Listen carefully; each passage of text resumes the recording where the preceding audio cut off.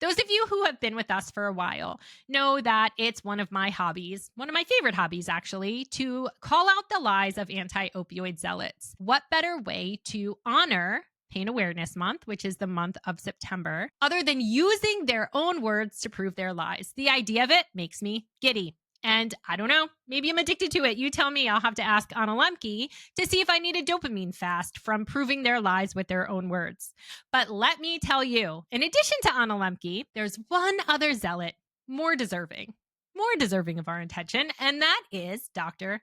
Andrew Kolodny. You know him. We know him. Unfortunately, the media knows him. He's the self-declared expert of everything addiction, policy, morality, and now pain management, all rolled into one smug package. So today, I'm going to do what I do best. I'm going to take a little stroll through some of his most outrageous, misleading, and downright recent false claims. And after each one, I'm going to do something that he would find really radical. I'm going to show you the actual data, not a press release, not propaganda, not my colleagues agree with me, just data, receipts, and facts. Because at the end of the day, Dr. Andrew Kolodny does not just represent himself. He represents a very, very powerful narrative machine that, as many of you know all too well, has ruined lives, gaslit patients, and rebranded suffering as progress. So let's dive in. Counting down from lie number 5 to number 1. Lie number 5. We have a crisis of opioid addiction.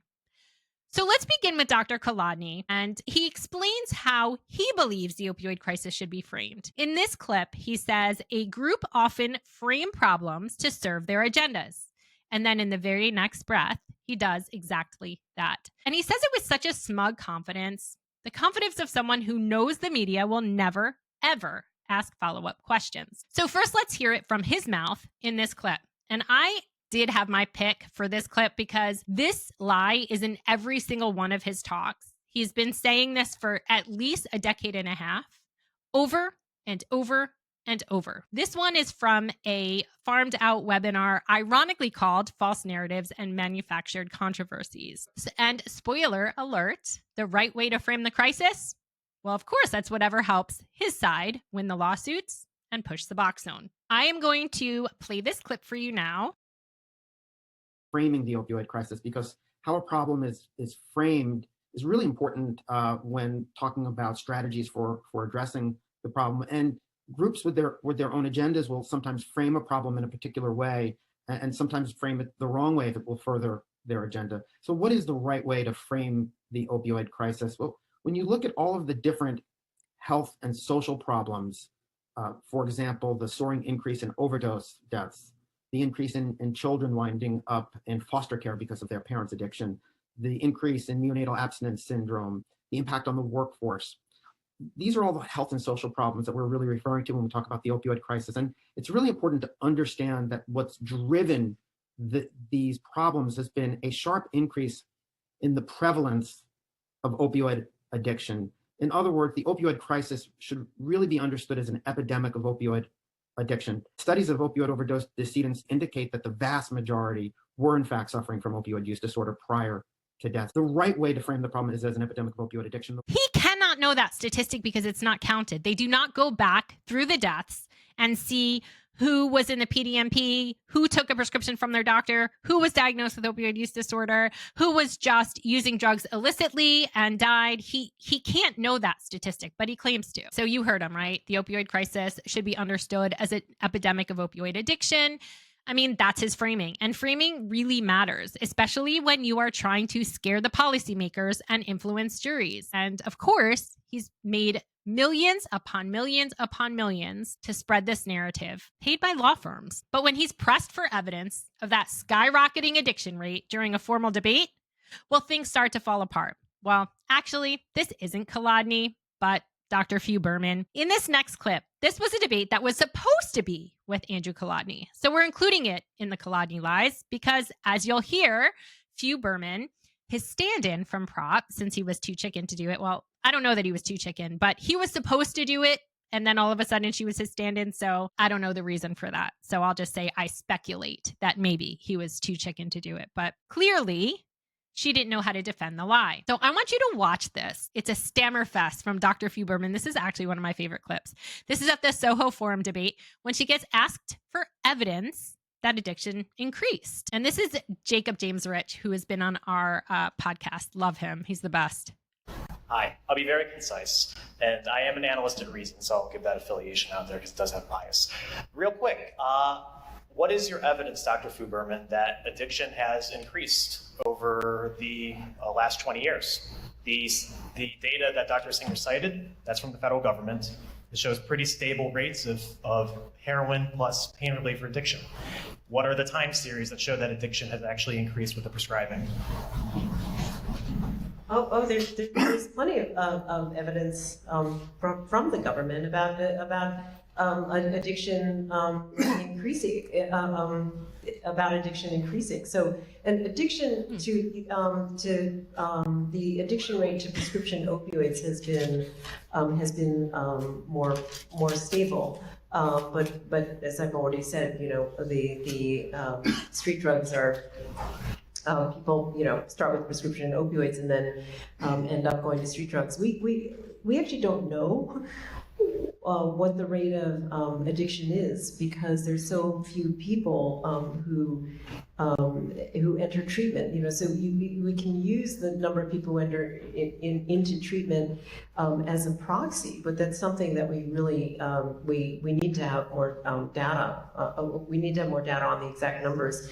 There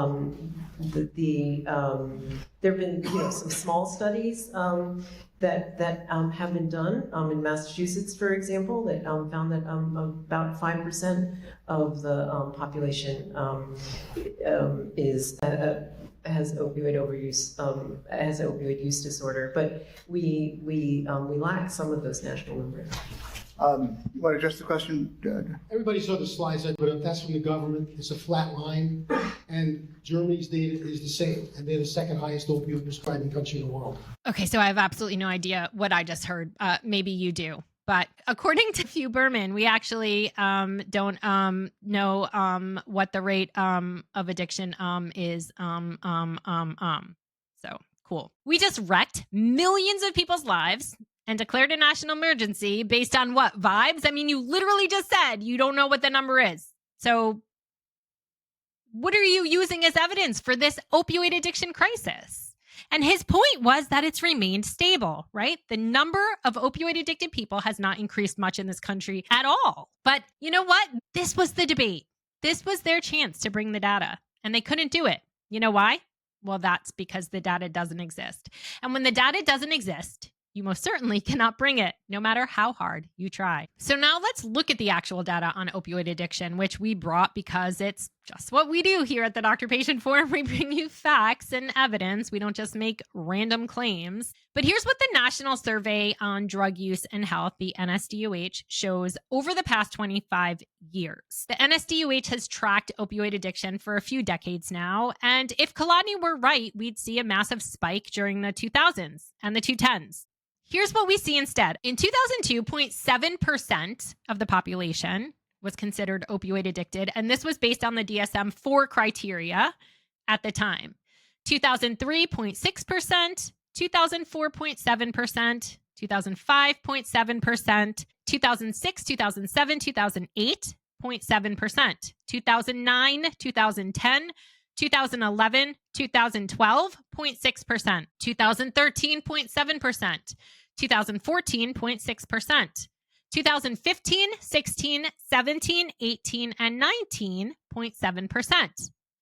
Now, 2019 was the final year where the NSDUH used the DSM-4 criteria. They didn't switch to the DSM-5 criteria in this survey till 2020. I'm not sure why, because the DSM-5 came out in 2013. But regardless, they did not switch until 2020. So 2019, using the DSM-4 criteria, was 0.7% of the population. 2020, it jumped to 1%, but that jump was simply because they switched the definition. 2021, it went up to 1.4%. So sort of a bigger jump, which is as the prescribing was coming down, not the other way around. 2022, 1.6%, 2023, 1.6%, and 2024, 1.7%, which is the latest available data from the NSDUH. So as you can see, the opioid addiction rates were relatively stable the entire time, including during the peak years of OxyContin prescribing. There was no explosion. There was no epidemic. There was a slow, flat line, as Dr. Jeffrey Singer said in that clip. And this completely contradicts the narrative that they have used to absolutely dismantle pain care in this country. So what's the motive for this lie? I mean, my assumption is that the motive is pretty easy to see. Because if there's no epidemic of opioid addiction, there's no public health emergency. And if there's no public health emergency, there's no $60 billion in opioid lawsuit payouts. Without this lie, the entire opioid elimination movement couldn't exist. There would be no excuse for surveillance of patients, forced tapers, or to shove Suboxone down everyone's throat. And for Andrew here, he might have actually had to treat patients to make a living instead of spending the past several decades as a serial expert witness, charging millions of dollars to say doctors cause an explosion of opioid addiction. But sure, tell me again how we're the ones spreading misinformation, Dr. Andrew Kolodny. So let's get back to our countdown. Lie number 4. 10 million Americans have opioid use disorder. So this is one he's been saying a lot lately. If you've been listening to his recent interviews and podcasts or wherever else, he loves to say that there's 10 million in this country with opioid use disorder right now. And he's, again, been pushing it everywhere. So I'm going to play the first clip of him stating this. This was in a recent podcast with Horizon Treatment Services. And by recent, it was just in the last few months. We do have better estimates than we've ever had before, and this is something that's new since the last time we spoke. The federal government a few months ago issued a new estimate for how many Americans have opioid use disorder, a new prevalence estimate. The previous estimate had been about 2 million, which made no sense, really. People who studied the opioid crisis knew that many more than 2 million Americans have opioid use disorder. But had you interviewed, say, Nora Volkow, the head of NIDA, a few years ago, and if you had asked her, how many Americans have opioid use disorder, she probably would have said 2 million, 2.1 million. And if you said, where'd you get that number? She'd say it's from the National Survey on Drug Use and Health, and that's our federal estimate. Well, the new federal estimate is that there are about 10 million Americans with opioid use disorder, not 2 million. That's a much better estimate than we've ever had before. And there are other estimates that suggest that it's about 5% of adults in the United States that are suffering from opioid use disorder. Tell me that number again. About 5% of adults in the U.S. Appear to be suffering from opioid use disorder, which is a huge... So this is important. Federal agency released official 10 million number and 5% of adults, he says. Number. With all of that at the surface and people actually talking about it, and we're still at a 5%. Well, the number's not going to, once people get opioid addicted, it generally doesn't go away. I do think that all of the attention on the opioid crisis, along with the more cautious prescribing, is reducing the number of people who get addicted every year. So I can easily say that the number of Americans who developed opioid addiction who were added to this pool in 2012 was greater than the number of people who became newly addicted in say, 2024. We don't have those numbers, but it's fair to say that when America was flooded with prescription opioids, more Americans were getting addicted than right now after we've moved in a somewhat more cautious direction. But still, even if we had good numbers, if I could tell you how many Americans became newly addicted to opioids in 2024, it's still going to be a large number and much larger than in other countries. Yeah, blah, blah, blah, because we're still over prescribing is his whole shtick here. So according to Dr. Expert Witness over here, there are now 10 million Americans with opioid use disorder. And again, as I pointed out, he said 5% of all U.S. adults supposedly have it. So 10 million, and then he says 5% of adults. But for those of you who are playing along at home, 5% of adults in the U.S. is over 13 million people. So which is it? Is it 10 million? 13 million? Doesn't matter, because either way, Dr. Andrew Kolodny is making it up. The new federal estimate, he says, sounds pretty official, right? Like something the CDC or SAMHSA with their National Survey on Drug Use would say. So let's check. Let's see what they said. Let's look at the actual data from the NSDUH 2024, which recently came out a few months ago. The National Survey on Drug Use and Health, again, is the official federal data source for substance use and trends. And according to the most recent 2024 report, the number of people who met the DSM-5 criteria for opioid use disorder in the U.S. is 1.7% of the U.S. population age 12 and over. 1.7%. That's 4.8 million people, not 10 million, not 13 million, certainly not 5% of adults.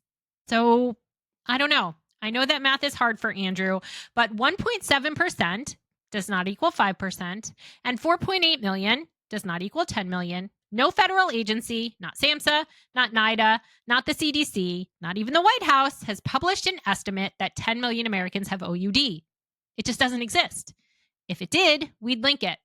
But we checked, because we always check. Imagine that, bringing receipts to a public health discussion. I know it's a wild and crazy idea. So why would he make up that number? Why lie? Well, let's break this lie down also. This creates the illusion of a mass addiction crisis.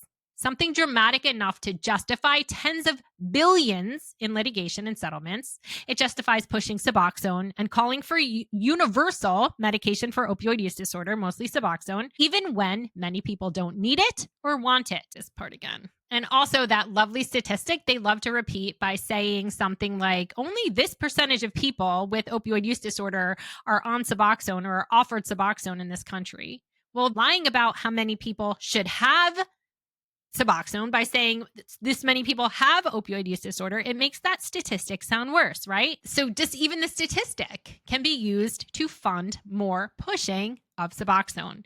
It keeps the media parroting the addiction epidemic narrative, even as overdose deaths are now driven by illicit fentanyl, not prescription drugs. And it keeps Kolodny relevant. Not as a treating doctor, God forbid, but as an expert witness, a media darling, and a guy who gets invited to panels while real patients get cut off, abandoned, gaslit, and harmed. If the public knew the truth, that even in the peak of OxyContin prescribing, that addiction rates stayed stable, that we do not have 10 million with opioid use disorder, we don't have any type of crisis of addiction, the whole opioid elimination movement would crumble. And Andy might have had to actually see the patients to make a living. Again, God forbid. Okay, so you've heard lie number 5, lie number 4. Let's get into lie number 3. Lie number 3, there was never a crackdown on opioid prescribing. And just when you think you've heard it all, this next claim from Kolodny is so absurd that it almost left me speechless. I know. I'm almost never speechless, almost. But one thing you think we could all agree on, regardless of where you stand, is that there has been a massive chilling effect on opioid prescribing. A crackdown. Prescriptions plummeted, doctors were watched, flagged, sanctioned, and arrested. Pain patients were cut off in droves, as you guys know all too well. This is not a conspiracy theory. This is actual documented history. But apparently, even this basic, verifiable reality is too inconvenient for Dr. Andrew Kolodny to acknowledge. Instead, once again, he rewrites the past and tells us with a straight, smug face that doctors just had to change a heart, that they stopped prescribing because they suddenly realized opioids were harmful, right? There was no crackdown. In that the CDC guideline, PDMP surveillance, DEA quotas, pharmacy refusals, public shaming campaigns, and forced tapers had nothing to do with it. You'd have to be gaslighting it at an Olympic level to pretend that this never happened. But hey, that's Andrew Kolodny's specialty. Okay, so I'm going to play the first clip. There's another reason why this whole narrative of a crackdown on painkillers led to the sudden rise in heroin. There's another reason why that narrative is incorrect, which is that there hasn't been a crackdown on painkillers. We are still massively over-prescribing. In the past couple of years, prescriptions have stopped going up, but they really haven't come down very much. The only opioid where we've seen any kind of significant decline was hydrocodone combination drugs, Vicodin, Norco, and Lortab, which started to go down in 2015 after the drug was put into the Schedule II category. Yeah, which he advocated for. That was all because of him also. Anyway, so you heard him, right? It went down slightly. By the time he said this, now this clip was in 2016, I will give him that. It was a while ago. But by the time he said this, opioid prescribing had already dropped by about 20 to 25% from its peak in 2012. That's not slight. That is the sharpest decline in modern medical history, and it was just the beginning. From there, the fall continued, a total of 44% drop by 2020. And patients, as again, you know all too well, felt every bit of it. But it's not just that he denies the crackdown. He actively shuts down anyone who dares to bring it up, to bring up the harm that it possibly could have caused to pain patients. Here's an example. During this panel, someone asked him a fair question. Now, this is Barry Meyer, who I'm no fan of, but he asked him a question about pain patients who feel abandoned. Watch how quickly he dismisses it and pivots it right back to his litigation narrative talking points, Purdue and the Sacklers. This is a longer clip, but I really want you to listen to it because I feel like this is a really, really important thing to see because it shows just how much these people are hired to frame a narrative and to steer it in only one direction. There are some people who believe, and there are questions about an issue related to pain patients who are not being given alternative therapies. It's not available to them. Either they live in places where it's not available, not accessible, or they can't find doctors who provide it. There are people out there who feel that they've been abandoned, much in the way that addicts feel they've been abandoned. So how do we address those people? How do we... there's a problem with the way you've just framed that question. Well, I don't think it's a problem with the way I framed it. It's a problem with the way you might want to answer it. Well, I mean, I've been treating opioid addiction for more than 15 years, and listen to and listen to like the anger in his voice. Just listen. And again, that's Barry Meyer who wrote Painkiller, so he's no friend of the chronic pain patient. I've never once met an addict. I've met people who refer to themselves as addicts, but I've never met an addict. If by addict, we're talking about people who are continuing to use and don't care who they hurt because they're having so much pleasure using opioids. What I've treated are people suffering from opioid addiction. Some who became addicted because it was pleasurable and that's how they got hooked. Some who became addicted through medical treatment. And when you use the term addict, to me, it's not just stigmatizing because you're defining somebody with this disease, like calling somebody with schizophrenia schizophrenic. I don't like that either. Calling someone with addiction an addict, in my opinion, is even worse because I think it's very misleading. What about calling someone who lies a liar? Do you have a problem with that? Just asking for a friend. And so to ask your question about, well, there are the addicts who feel abandoned and the pain patients who feel abandoned is already accepting really what the Sacklers were trying to promote and their framework of the opioid crisis. I think, with all due respect, that's ridiculous. Well, let me finish my... you agree with me. I mean, addiction, substance abuse and opiates doesn't have a monopoly on addiction. Right. People are addicted, by nature through obsessive compulsive behavior, whatever it is. And we don't know the answers to all of those. And those are challenges. And I understand the opiate crisis, but I've never met an opiate addict that didn't use heroin, Suboxone, methadone, gabapentin. And I deal with these guys every day in the courthouse. And it's an array. Listen to him trying to steer the narrative back to the truth that the accidental addict really doesn't exist, or it's very, very small in number. What he's saying is most people who are opioid addicted or addicted to drugs take everything there is out there and they didn't get addicted from a prescription from a doctor. But look at Kolodny trying to do damage control here. You didn't meet my patients. I've always believed that people who have the disease of addiction and people who have pain need to be treated compassionately. I've always approached that as a reporter. I've always believed that as a person. I believe Look at Kolodny. He can barely contain himself. He doesn't even want to let him finish speaking. I believe let me finish. There should be a compassionate treatment for people who struggle with substance abuse, and there should be compassionate treatment. Look at his mouth quivering, like he actually cannot contain himself. For people who have pain. And the only question I'm asking is, and you cannot choose to answer it if you want. I want to how answer do your you question, deal but with people who are not getting the pain treatment they need? The problem with your question, and you're continuing to do this, is you're acting as if it's not possible for someone to have both addiction and pain. Many of the people I'm not acting that way at all. You're saying that they're the addicts and the pain patients. I'm not trying to separate You're asking the question as if we have these distinct groups, and we don't necessarily have distinct groups.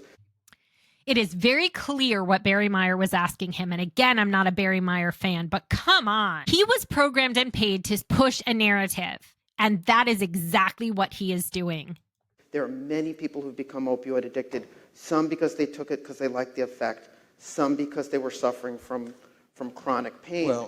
And so, of course, people who are opioid dependent, whether they wound up stuck on opioids because they did it because they liked the effect, or they wound up stuck on opioids because the doctor prescribed it to them, we need to help that population. Notice he ignores those not stuck on opioids, but those taking opioids as prescribed from a doctor because it helps their pain. He ignores that group altogether. I'm not going to litigate this with you. I'm going to ask Bertha to answer the question in any way she wants in terms of how to, I'm trying to pose a... So you see what he did there, right? Instead of acknowledging that there are patients who are being cut off, he reframed the entire question as if it was not valid. That's classic Andrew Kolodny. Change the subject, blur the groups, and point back to Purdue. Anything to avoid admitting that patients were being abandoned. In my opinion, this wasn't just Kolodny being stubborn in the moment. Back in 2012, Linda Singer, the powerhouse lawyer who made her name suing Big Tobacco, brought him in on board. We know that because he said it when he was being questioned as an expert witness. So from that point on, it sure looks like his role was to run interference in the media. Anytime someone raised the issue of harm to patients, Kolodny's script was the same. Shut it down, insist they're all one group, and redirect the spotlight to Purdue and the Sacklers. Make the question about stigma of addicts. Make it look like pain patients think they're special and that they're no different from addicts. And you don't have to take my word for it.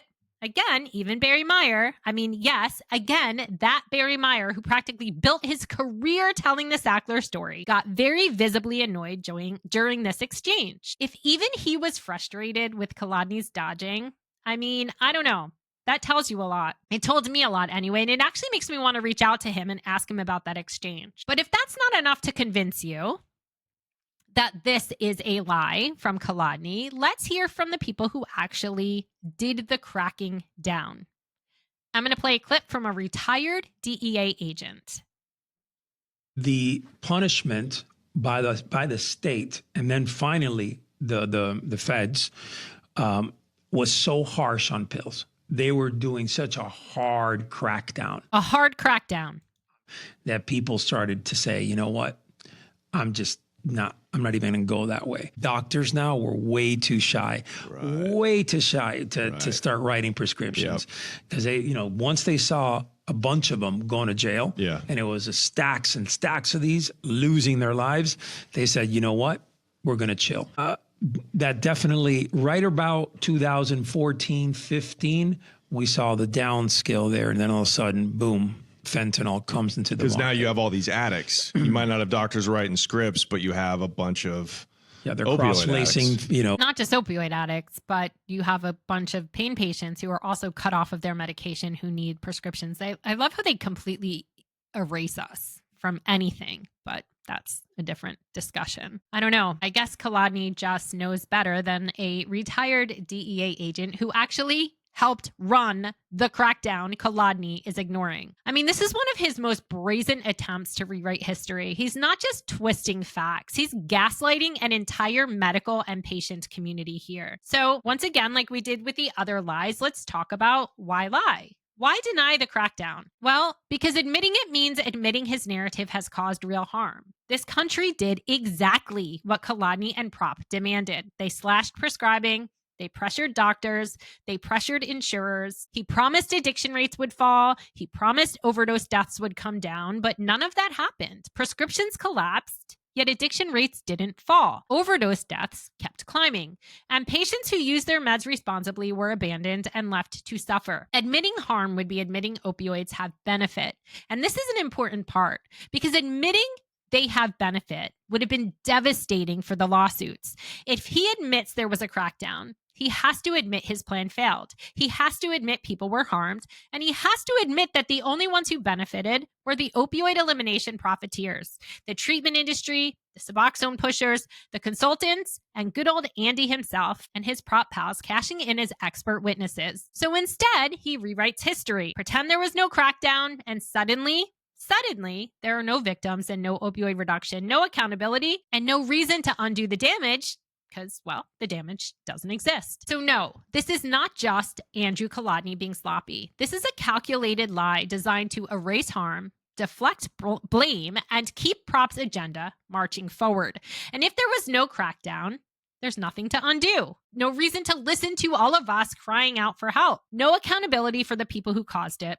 But remember, we, the chronic pain patients who are not shutting up, we have the receipts, and we will not be quiet about it, ever. Okay, back to our countdown. We're already at lie number 2. Let's just rehash what we've done already. Lie number 5, we have a crisis of opioid addiction. Lie number 4, 10 million Americans and 5% of adults have opioid use disorder. Lie number 3, there was never a crackdown on prescribing. Now that brings us to lie number 2. Ready for this one? PDMPs don't track prescribing. No, for real. For real. Honestly, this one might be even more insulting because here, Andrew Kolodny literally flat out denies something that everyone from doctors to patients to journalists to federal judges knows is true, right? He actually is lying about what the PDMP does. So I'm going to play a clip for you from a recent, in December of 2024, BYU podcast that Andrew Kolodny was on. You ready? Here goes. Seems like there are tighter restrictions now on doctors where their prescriptions are now, I believe, being tracked better by the federal government. Is that helping crack down on this at all? There really isn't tracking of prescribing. Every state has databases called prescription drug monitoring databases, and those databases could be used to track aggressive prescribing. They could be used to even have a medical board send a letter to a doctor saying, look, we're worried about your prescribing, please prescribe more cautiously, or sanction doctors if they're prescribing very aggressively. That's not really happening. What is happening is that the medical community is being encouraged to use those databases to see whether or not their patient is visiting multiple prescribers. That's it, yeah. Because, of course, if the patient is visiting lots of doctors, they're probably addicted, and giving them a prescription could kill them. So that's happening, and a few states have even mandated that their prescribers use the database before writing a prescription for a narcotic. But those databases, unfortunately, are not being used to monitor the prescribing practices. It's crazy because we hear... Oh, my goodness gracious. Unbelievable. Okay, Andrew. So that gigantic national infrastructure built to flag outliers, generate automated report cards, and surveil pain clinics isn't being used to monitor prescribers. No state boards are acting on those flags. No doctors are investigating because of the PDMP or the risk scores. No unsolicited reports. Cool story, Kolodny. But let's hear from someone who actually studied PDMP. This next clip is attorney Jennifer Oliva. She was on our podcast in October 2023, and she has done a lot of work with PDMPs and PDMP risk scores. Emphasize to folks that I spent a lot of time in this paper that I wrote recently, but because of the way PDMPs work on the prescriber end, everyone in a set time period can be victimized by it. And here's what I mean. The prescriber comes into their computer in the morning to go about their day of seeing patients. And many of these systems push out a prescriber report card to prescribers and law enforcement and other folks, the system just generates these report cards, okay? So you get that in your email inbox, and you know the state licensing board's getting a copy and the DA is getting a copy, let's say, right? And it says, woo, woo, woo, red flag, you've just entered the group of people who we have our eye on as a high prescriber in your region, right? You may be one of only 3 prescribers in your region. You may be the only controlled substance prescriber in your region. So you've been flagged by the system. What are you, as that medical professional during the day, what are you going to do? Are you going to prescribe an opioid even if you believe it's clinically indicated? Or are you going to say, I'm on the watch list, I've been told, DEA's been told, my licensing board has been told, I need to get these numbers down as fast as I can, however I can.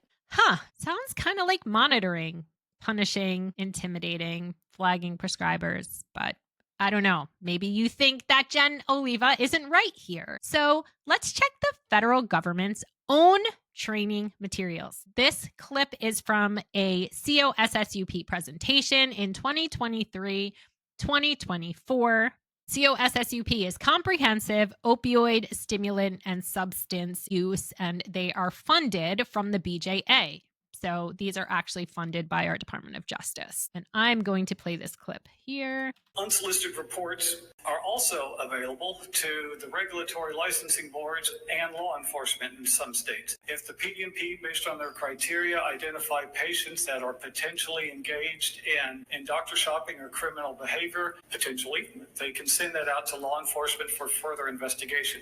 For the regulatory agencies, the PDMP will generate reports if there is indicators that the licensee for that particular board may be engaged in inappropriate prescribing or dispensing. 24 states, 24 PDMPs are doing it to both law enforcement and regulatory boards.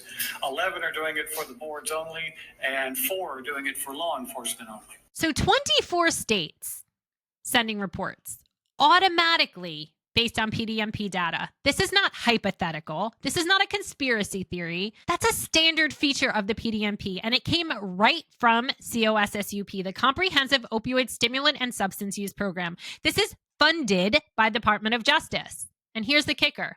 The same program funds TTAC. Where does Andrew Kolodny work? At Brandeis University, home of TTAC. It's literally his job, the TTAC, the Technical Training and Assistance Center, the very program that helps design, promote, and expand the exact system he now claims don't exist. So not only is he lying, he's lying about the very work he's getting paid to help implement. So once again, let's look at why lie about something so obvious. Well, again, he wants to whitewash the harm. If PDMPs don't track doctors, then they can't be scaring them. If no one's scared, there's no one harmed. They're trying to protect their reputation because Kolodny, Prop, and their allies helped build these systems. Admitting harm means admitting their role in the harm. They need to defend their narrative. They're the ones who wanted to expand the PDMPs into emergency rooms, pharmacies, hospitals, and admitting its surveillance, it risks backlash. And also, they want to continue pushing lowering prescribing. Even now in 2025, if PDMPs don't surveil prescribers, then clearly the problem must be that doctors are still prescribing. They also want to avoid blame for overdoses. You can't blame the crackdown if officially there wasn't one. And you can't blame Kolodny, Prop, or the DOJ-funded programs if the surveillance state doesn't exist. So here's my final thought for this lie. You don't get to architect the surveillance state, then pretend it doesn't exist when people start asking questions. This lie is not just ridiculous. I mean, this one is pathological. It tells you everything you need to know about the person and the people who designed the system and what they're willing to do to avoid accountability. This brings us to the grand finale. Lie number 1. There are 5 million chronic pain patients with opioid use disorder who take their medication exactly as prescribed. This is the most audacious lie of them all. The kind of lie that's so outrageous, so mathematically illiterate, so morally repugnant that it makes your head spin. Well, at least it made my head spin. So again, this is the lie that millions of chronic pain patients, 5 million to be exact, supposedly became addicted to opioids while taking them exactly as prescribed. No misuse, no abuse, no doctor shopping, no early refills, just following orders. And now they all supposedly have opioid use disorder.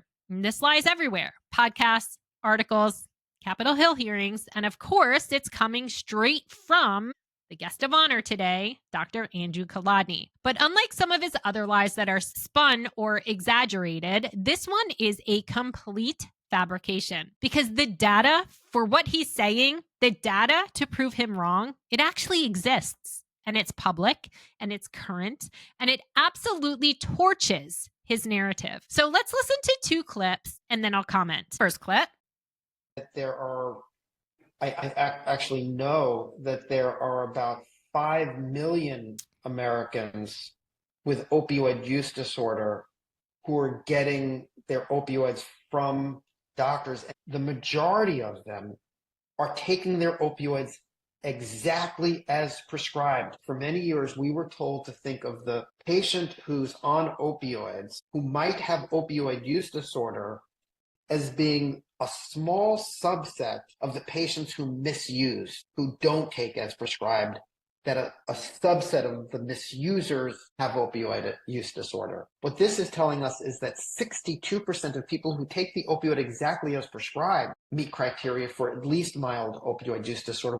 The evidence tells us that the majority have opioid use disorder. And for those who are addicted, we have to see that they can more easily access effective treatment. That first line treatment that we should be making readily available to patients with opioid use disorder is really buprenorphine, which is a really good treatment option for the chronic pain patients who are stuck on opioids. Let's play the next clip here, if that wasn't enough. Dr. Andrew Kolodny of Brandeis University is medical director for the Opioid Policy Research Collaborative. If you think about FDA's failure with regard to opioids, it's probably the worst regulatory failure leading to a public health catastrophe in history. Since 1999, opioid overdoses have claimed over 800,000 American lives. Fentanyl makes headlines now, but the addiction crisis began when FDA approvals led the way to aggressive prescribing for chronic pain. Patients still pay the price, and nearly 5 million are addicted, many just following the doctor's orders. You see that? But lucky for us, and not so lucky for Andrew Kolodny, the new NSDUH results recently were published, as I said before, and here's what the federal data actually says. So first, for some really quick context, this survey, they changed their methods in 2021. So before that time, only the people who misused opioids were screened for opioid use disorder. After 2021, they started screening everybody with a prescribed opioid for opioid use disorder. And strangely, Suboxone is counted as a prescription opioid in the survey. Suboxone by name, not buprenorphine. Suboxone by name. So I'll put these screenshots up for you as I read them here. But now here are the numbers. Now remember what he said, that there's 10 million with OUD. 5 million of them are chronic pain patients who take their medication exactly as prescribed. But here's the numbers from the survey. 4.8 million people met the criteria for opioid use disorder, which is already less than the 5 million he said are chronic pain patients taking their meds exactly as prescribed. Of those 5 million, 2.7 million, which is 1% of the population 12 and over, were flagged as having opioid use disorder without ever misusing their medication. Okay, so he's saying 5 million chronic pain patients have opioid use disorder, and later they said 5 million were opioid addicted who take their meds exactly as prescribed. But this is saying 2.7 million were flagged as having opioid use disorder without ever misusing their medication. But one thing you have to remember here, mild opioid use disorder, according to the DSM, is not considered addiction. Addiction is moderate to severe. So mild opioid use disorder is not opioid addicted. So for him to say 5 million have opioid addiction taking their meds exactly as prescribed is ridiculous. So let's break down the groups that are the people who have opioid use disorder who didn't misuse their medication. 82.8% had mild opioid use disorder, not opioid addicted. That's 2.2 million of that had mild. 11.3% were moderate, which is equivalent to about 305,000. 5.8% was severe, which is equivalent to 156,000. So fewer than 500,000 people had moderate or severe opioid use disorder or opioid addicted from prescribed use, taking exactly as prescribed. That's opioid addiction. I'm going to say that again. Fewer than 500,000 people were opioid addicted who took their meds exactly as prescribed. But that's not what he wants you to think. So what's the actual lie here? The lie is pretending that this survey flag equals an actual addiction diagnosis. The lie is calling millions of people with mild OUD addicted when mild OUD is an addiction. The lie is inflating the numbers so every patient on opioids looks like an addict in waiting.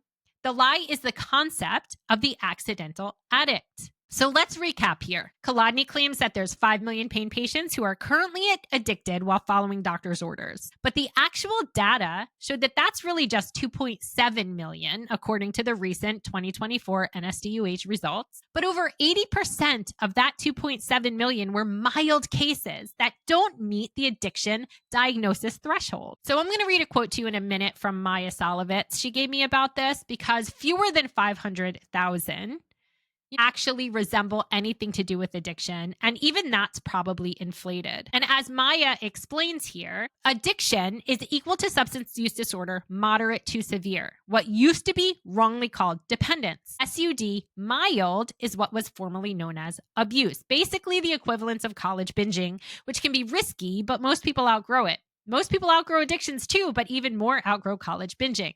What this does is it makes the prevalence of addiction appear way higher than it is and confounds the hell out of statistics after the DSM change if you don't specify severity. It's better than calling it dependence, she says, but it's over-diagnoses and making it hard to track. And it feeds this abstinence-only ideology because mild is seen as automatically leading to severe if untreated, which just isn't true. So when Kolodny insists that pain patients must be diagnosed with OUD to put them on Suboxone, as he did in that September webinar, remember, an actual expert in addiction and drug use, Maya Solovitz, says the opposite. So when Kolodny tells Congress or press that there's 5 million people with OUD who took meds exactly as prescribed, and therefore doctors are to blame and millions need Suboxone, remember, he's making it up. There's no study. There's no NSDUH data set. There's no DSM criteria that supports this. Not Christopher Jones's paper, not the 2021 NSDUH, nothing. As you all know too well, his lie has harmed millions upon millions, and it will continue to harm millions more if we can't stop it. So what's the real agenda here? I mean, I'm just going to be blunt. They're taking people who don't have OUD, label them as addicted, and funneling them into the treatment they don't want or don't need while cutting them off of their meds they're stable on. And why? I mean, there's a lot of reasons, but it justifies ongoing restrictions. If we see this as most prescriptions causing addiction, then we have to keep cutting more, right? It blames patients. I mean, if you're still on opioids, you must have opioid use disorder. It doesn't matter you're taking it as I gave it to you. You still probably have opioid use disorder, says every doctor in this country now, it seems. It replaces one drug with another. Sorry, we're cutting you off of your morphine, but here's some Suboxone. It keeps the pressure on in 2025. If there was no crackdown and every script supposedly causes addiction, then they can demand even lower prescribing. And no matter how many patients are left suffering, they can continue to do this. And the most dangerous part, this isn't just a lie. It's the foundation of an entire agenda. Overdiagnosis of opioid use disorder in people who don't have it. Cut off meds they do need and funnel them into addiction treatment. Suboxone, Suboxone, Suboxone. And let's pretend it's all science. Let's pretend it's non-industry funded. This was never about data. This was about control. It was about pushing a narrative, and it was about a $60 billion windfall. It was truly about creating an entire industry we call the opioid elimination industry. So you might be wondering here, how come we only did 5 lies? Well, those were just 5 of the most recent lies. Just 5. I could give you 10 more without breaking a sweat, but he says these things on podcasts, in journals, in webinars, in Congress, and somehow nobody ever calls him out. But that's why we're here, because knowledge is power. They keep lying. We keep calling them out with data, with receipts. We are not powerless, and we are not going away. And it only takes one journalist, one policymaker, one person with a platform to finally say, wait a minute, what if these patients are telling the truth? But until then, we at the Doctor Patient Forum will be here, fact-checking every lie, myth, and half-truth they throw our way, because pain patients deserve justice. You keep fighting. You keep pushing back. We will do the same. we are just getting started. Thank you for watching. Have a good day. We dig deeper than just the headlines. And if you're tired of trying to decode this upside down mess on your own, you don't have to. That's exactly what we do every day over on our Patreon page. We post daily updates, usually all throughout the day, but more importantly, we break them down. We give context, analysis, and tools you can actually use. We monitor the lawsuits, the guidelines, the anti-opioid narrative, the studies, the propaganda, all of it. So you don't have to spend every waking hour trying to figure out what's true and what's weaponized. And just so you know, we don't take grants or industry funding, and that means we can stay independent, uncensored, and focused on the people being harmed, not the people writing the checks. So this Patreon page and donations are what keep us going. And since we're a 501c3, your Patreon subscription is tax deductible. It actually counts as a donation. The community is incredible. There's zero social media drama. And if you want to cancel later, fine. Try it for a month. Just scan the QR code or head to patreon.com/thedoctorpatientforum. We'd love to have you. Thank you so much for being a part of this. Have a great day.